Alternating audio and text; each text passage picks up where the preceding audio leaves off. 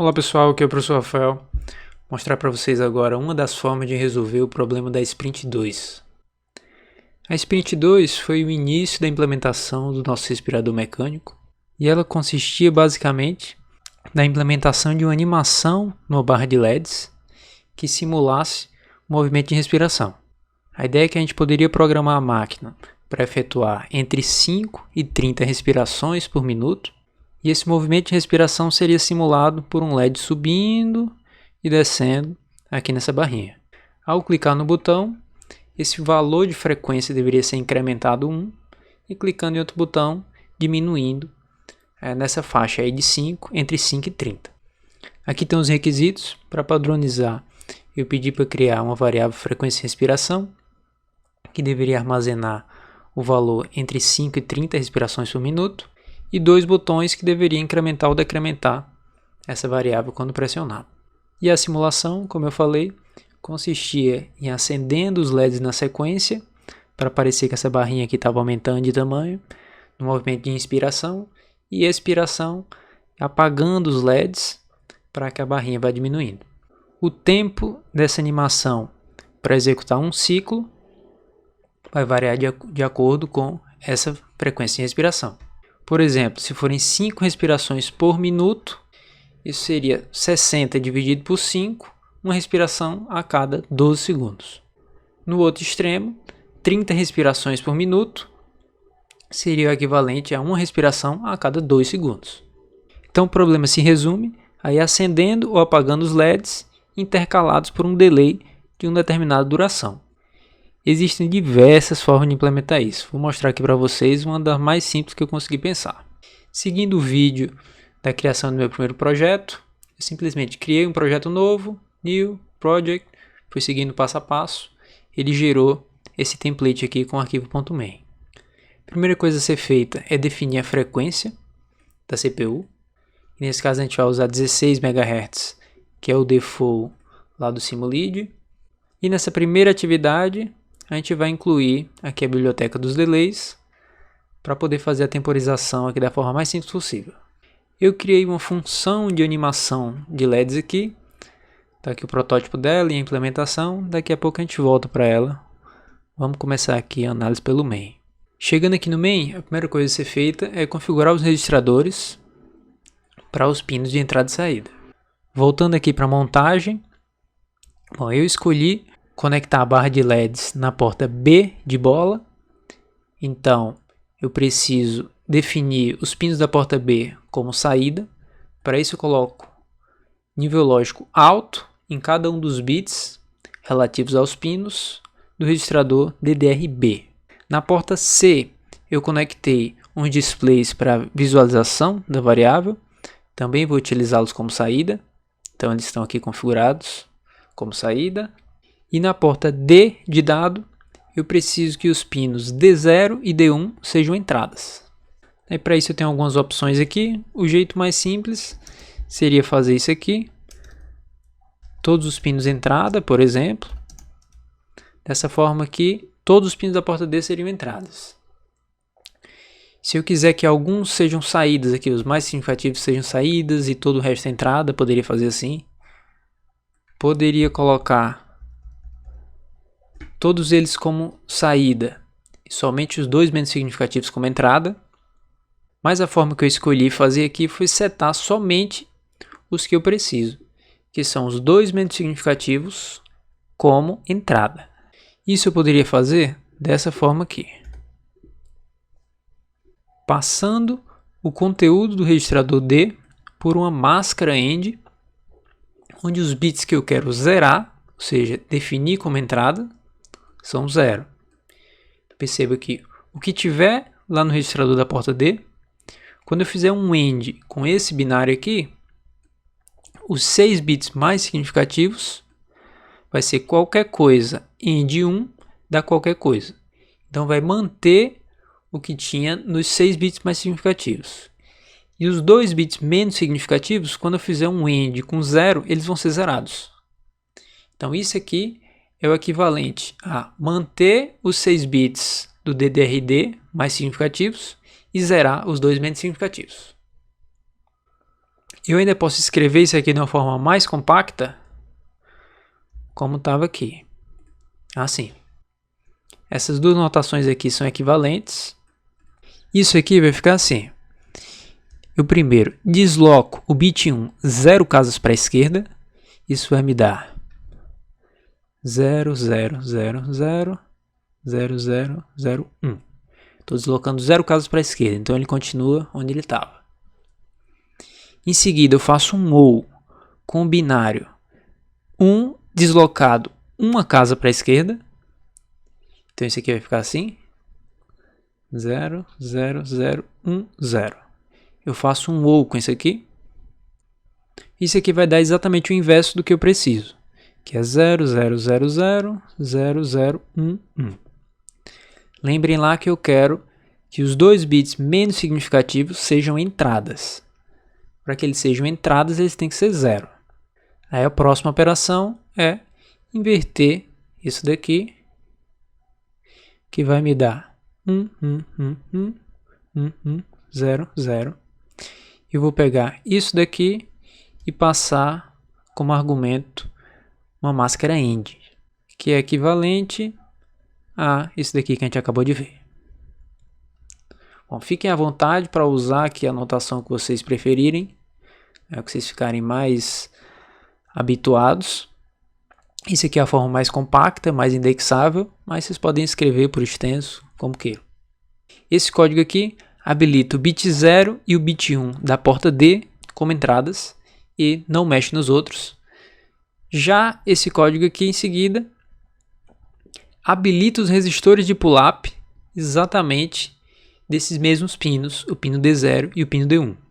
Para habilitar um resistor de pull-up, primeiro eu tenho que configurar o pino como entrada, a gente já fez aqui em cima. E em seguida eu uso esse registrador aqui, port D, e onde eu escrever 1, eu estou habilitando o resistor de pull-up daquele pino. Onde eu escrever 0, eu deixo desabilitado. Percebam que esse registrador aqui é o mesmo registrador que eu utilizo para escrever numa porta se ela for uma saída. Se ela for uma saída, o que eu escrever aqui vai ser transferido para a saída, 1 ou 0. Se esse pino for uma entrada, o que eu escrever aqui, eu vou estar habilitando ou desabilitando o resistor de pull-up. Então aqui é a mesma coisa, porém, aqui, esse ponto daqui para cá é a mesma coisa, vai me dar esse binário aqui. Só que ao invés de inverter e passar por uma máscara AND, eu vou simplesmente passar direto por uma máscara OU. Então vou pegar esse aqui e passar por uma máscara OU. Isso vai setar os dois bits menos significativos, porque qualquer coisa OU com 0 vai manter o valor que estava lá. Então vou imaginar que no registrador port D, aqui, port D tinha lá x, x, x, x, x, x, x, x. Eu vou fazer um OU com isso daqui, 0, 0, 0, 0, 0, 0, 1, 1. Na hora que eu fizer um OU com isso daqui, o OU de qualquer coisa com 0 vai dar qualquer coisa. E um OU de qualquer coisa com 1 vai dar obrigatoriamente 1. Que era justamente o que eu queria. Habilitar os resistores de pull-up dos dois pinos menos significativos da porta D. Mais uma vez, isso daqui na notação extensa vai dar isso aqui, que eu estou setando os dois bits menos significativos, que eu estou passando por uma máscara OU, e estou mantendo o valor dos 6 bits mais significativos que estavam lá na porta D. Vamos lá então só mais uma vez. Habilitando todos os pinos da porta C como saídas. Uma saída, 0 entrada. Todos os pinos da porta D, B de bola, como saída também. O registrador para isso é o DDR. No caso da porta D, eu optei por não setar todos os pinos, já que eu não ia usar todos. E com esse código aqui, que é o equivalente a isso, eu estou colocando 0 nos dois bits menos significativos e mantendo os 6 bits mais significativos do jeito que eles estavam. Isso eu garanto que os pinos D0 e D1 vão ser entradas. Na sequência, eu decidi habilitar os resistores de pull-up do D0 e do D1 para que eles fiquem sempre no nível alto. E o código que faz isso é esse aqui, colocando nível lógico alto nos bits relativos aos pinos que eu quero setar o pull-up. Direção dos pinos todos configurados, pull-up das entradas também habilitados.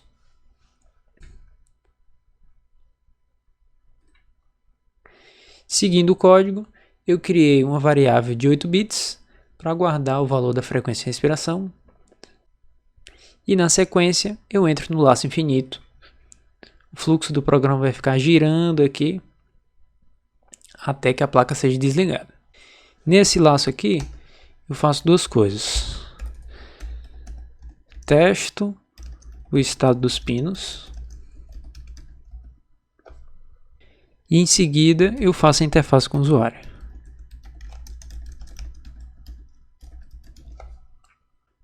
Daí, como foi que eu testei aqui se o botão tinha sido apertado? Simplesmente eu capturei o estado do botão e joguei como argumento aqui do if. Mas vamos destrinchar como foi que eu fiz essa condição aqui. Voltando aqui para a montagem, o botão aumentar a frequência, ele está conectado aqui no pino D0. E como a gente acabou de ver aqui em cima, eu habilitei o resistor de pull-up do pino D0. Isso quer dizer que bem aqui está sempre em nível alto, a menos que eu aperte o botão. Na hora que eu apertar esse botão aqui, esse pino vai ser aterrado. Então o estado normal dele é nível alto, quando eu aperto aqui, ele aterra. Isso porque o resistor de pull-up está habilitado. E para capturar o estado desse pino, basta eu olhar para esse registrador aqui, pin D. Fazendo uma revisão rápida, os 3 registradores relativos a entradas e saídas digitais de cada porta são os seguintes. O DDR, vou botar o B aqui. DDRB indica a direção. É um registrador de 8 bits.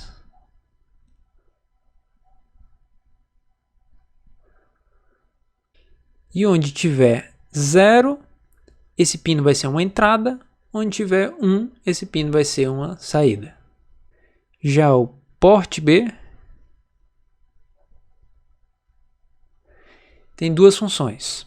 Ele pode habilitar ou desabilitar os pull-ups, se esse pino for uma entrada, e pode definir o estado do pino se for uma saída. Então vamos ver aqui. Digamos que esse pino aqui, a gente definiu que isso aqui é uma entrada e que esse outro aqui é uma saída.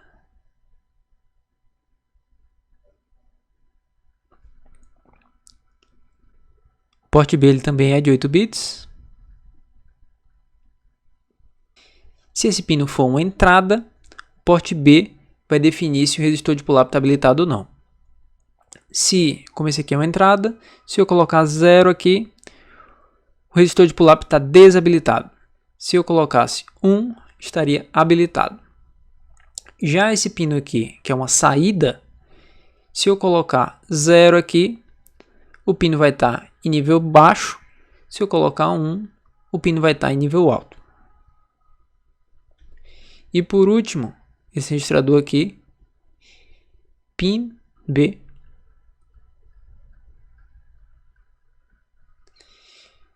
que é utilizado para ler o estado de determinado pino. Então isso só faz sentido se ele for uma entrada, que nesse caso, se tiver, vamos dizer que esse aqui é o B0. Se tiver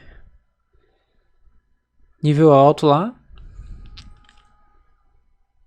5 volts, esse bit aqui vai estar em 1. Se tiver aterrado, esse bit aqui vai estar em 0. Simples assim.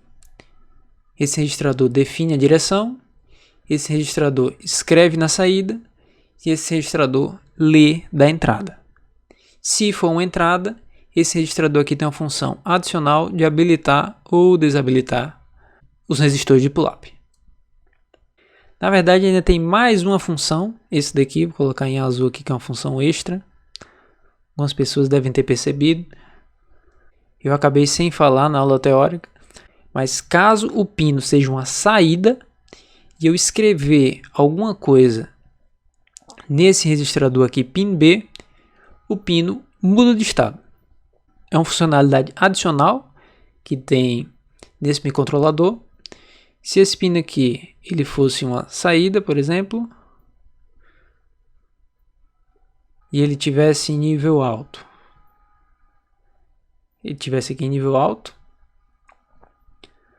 no momento que eu escrever nesse pino aqui, por exemplo, simplesmente vai inverter o valor do estado do pino. Se eu escrever de novo, muda de novo, escrever, muda, assim por diante. Mas isso aqui é só uma funcionalidade extra, no caso. Do modo mais básico, a gente vai utilizá-lo para ler o estado de um pino. Então, voltando aqui para o nosso código, a gente quer ler o estado do pino D0.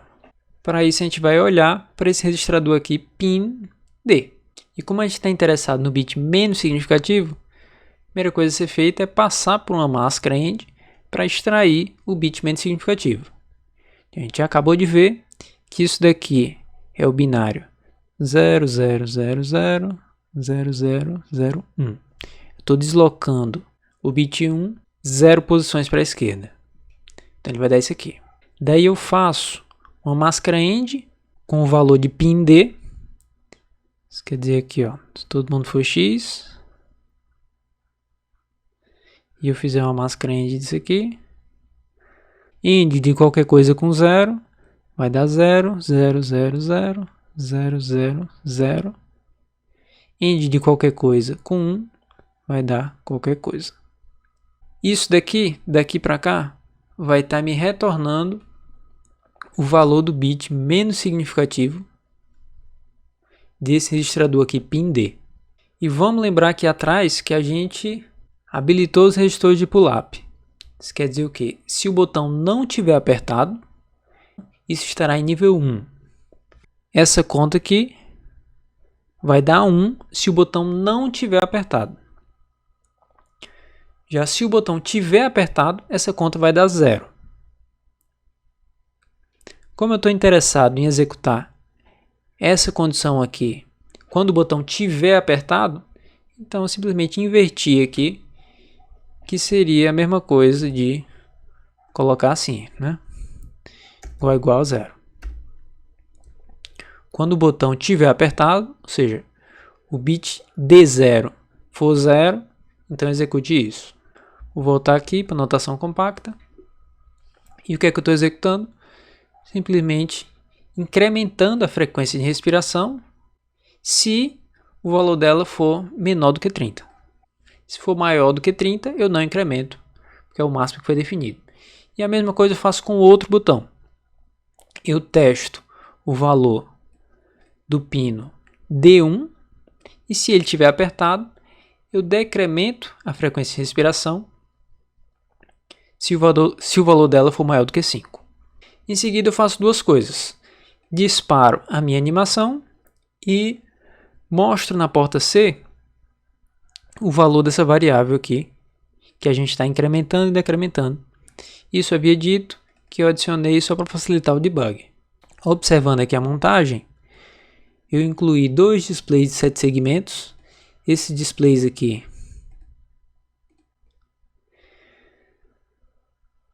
já vem com decodificador BCD.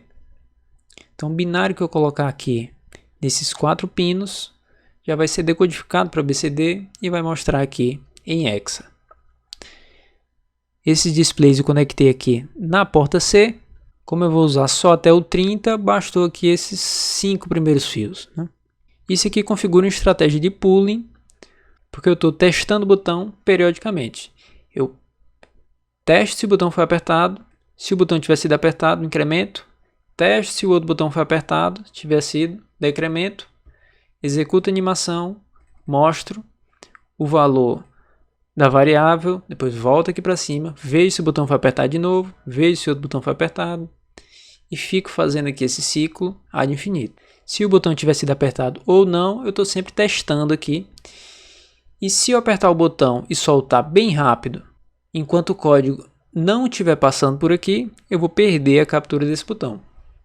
Daí, para melhorar aqui um pouco a experiência do usuário, nessa função aqui de animação, ao invés de eu animar a sequência toda dos LEDs, eu simplesmente passo para o próximo LED.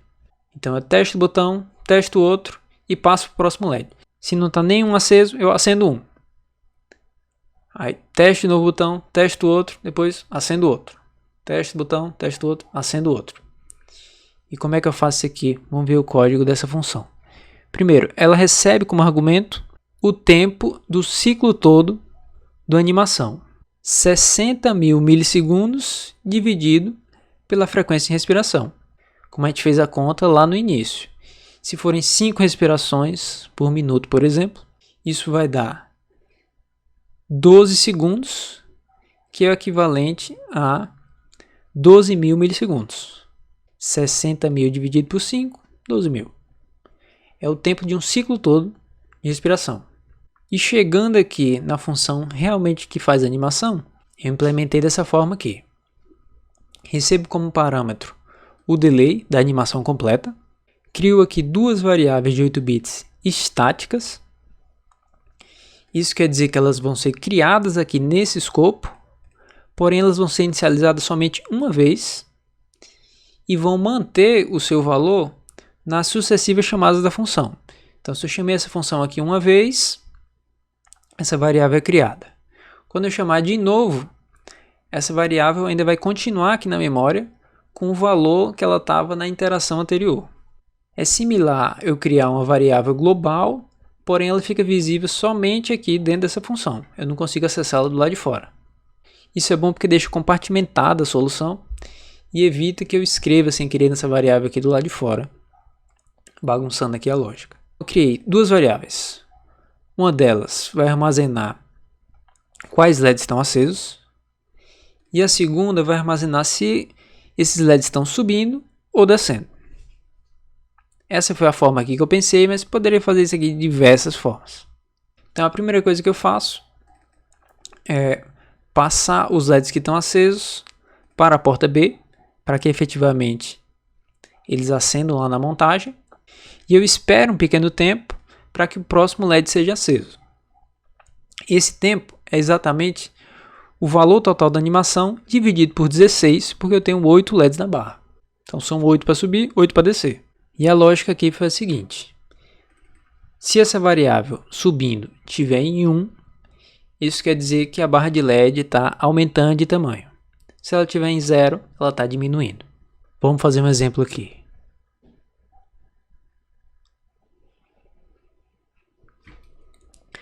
Percebam que eu inicializei essa variável com 1, isso foi de propósito, para ela já começar com esse valor aqui.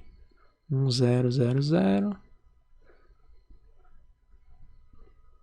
E a minha variável subindo vai estar em 1 também, isso quer dizer que a barra está aumentando de tamanho.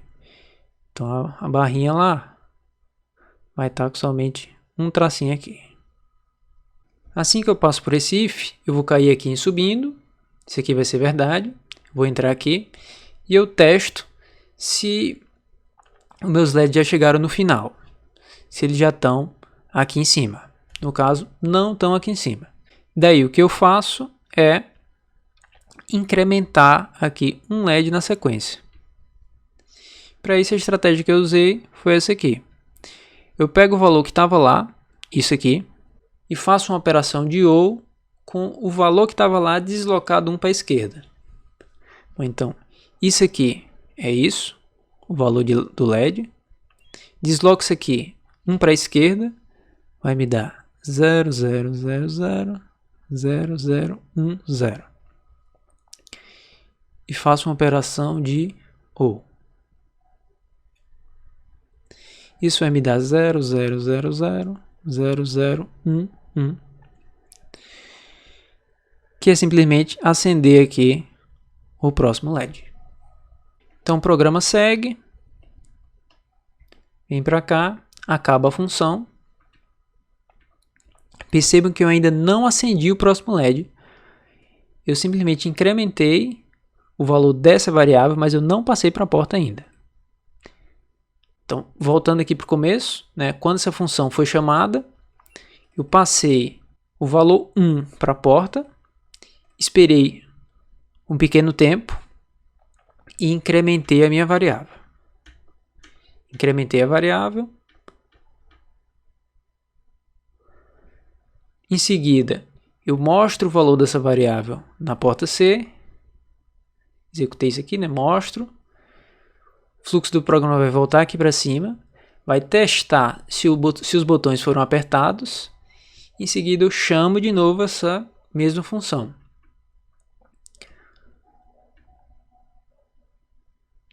As variáveis static vão manter os valores que elas tinham anteriormente. E agora o valor 3, que estava aqui, ele vai ser atualizado na porta B. Ou seja, agora sim. Ele aparece aqui, acende, passa mais um tempinho sem fazer nada, aceso, e entra nesse if novamente. Quando entrar nesse if novamente, vai bater aqui porque ainda está subindo, vai bater aqui porque não chegou no final, e eu faço a mesma coisa. Pego o valor que estava lá, que era isso, desloco 1 para a esquerda, isso vai me dar 0,000,0,1,1,0. Quando eu desloco para a esquerda, sempre incluo um 0 aqui. Faço uma operação de OR. Isso vai me dar 0,000,0,1,1,1. Então, o próximo estado vai ser 7. O programa vem por aqui, volta lá para o while, mostra, vem de novo, testa se os botões foram apertados, depois chama essa função novamente. Na hora que chamar essa função,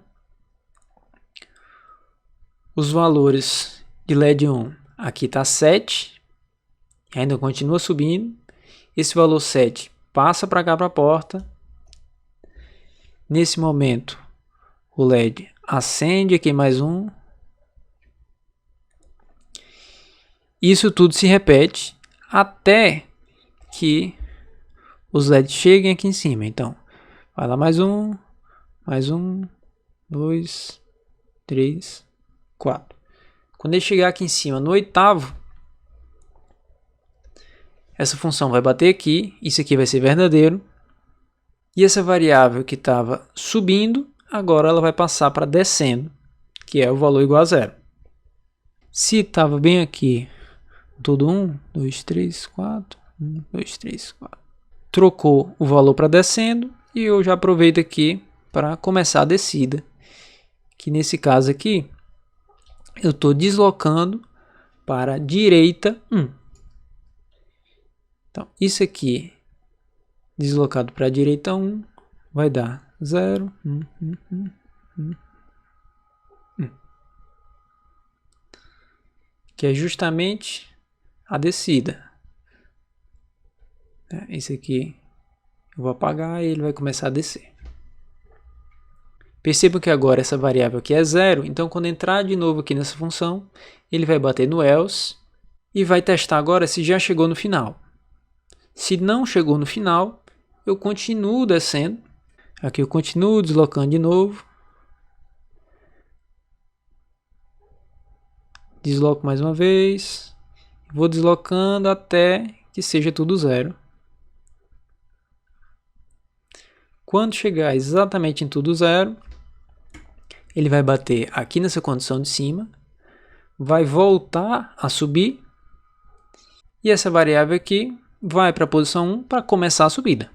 Ela estava tudo 0, no próximo passo aqui, vai vir para 0,0,0,0,0,1 e vai começar tudo de novo aqui, conforme eu havia feito no começo.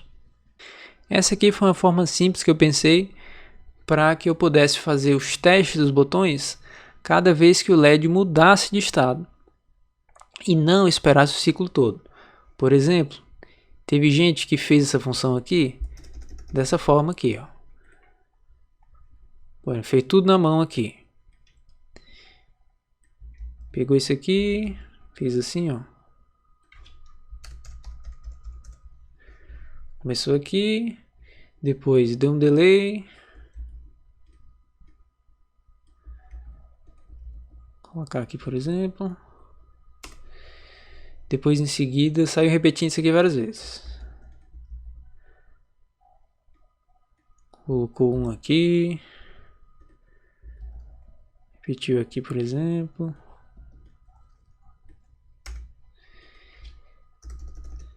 E saiu fazendo isso aqui a animação toda. Ou dessa forma aqui, ou com um for. Teve gente que colocou um for aqui também e fez dessa forma. Mas percebam que isso gera um problema. Porque os testes, aqui se o botão foi apertado ou não, só vão ocorrer depois da animação toda. Essa função aqui, que estava aqui em cima, ela vai gerar o código para a animação toda. Então você só vai conseguir testar se o botão está apertado ou não depois que acontecer o ciclo todo. Se for uma respiração a cada 12 segundos, frequência de 5, isso vai demorar muito para que você possa apertar e mudar para o próximo. Então não fica legal assim. Sem contar que você tem que acertar exatamente o tempo que termina a animação para você apertar o botão e poder capturar exatamente nesse instante. Se essa função aqui executar a animação toda, tem esse problema. Na próxima sprint, vocês viram como fazer isso aqui com interrupções, que aí fica bem mais fácil. Você pode colocar aqui a animação da forma que você quiser, que ao invés de usar a estratégia de pooling aqui dessa forma, você desvia lá para a interrupção quando ocorrer uma borda. Isso aqui rodando vocês já viram. Eu clicando aqui, eu aumento a frequência de respiração. Clicando aqui eu diminuo. Aqui está mostrando em hexa, isso aqui é equivalente a 30. E observando com o scope aqui o LED de cima, vai ficar aqui a mais ou menos 2 segundos.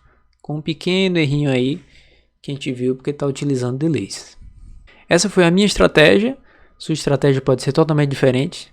Para mim o que importa é que os requisitos sejam cumpridos. E se você tiver qualquer dúvida, como sempre, pode me perguntar a qualquer hora, que assim que possível eu respondo para você. E repito a explicação quantas vezes for necessário. Era isso, até mais pessoal.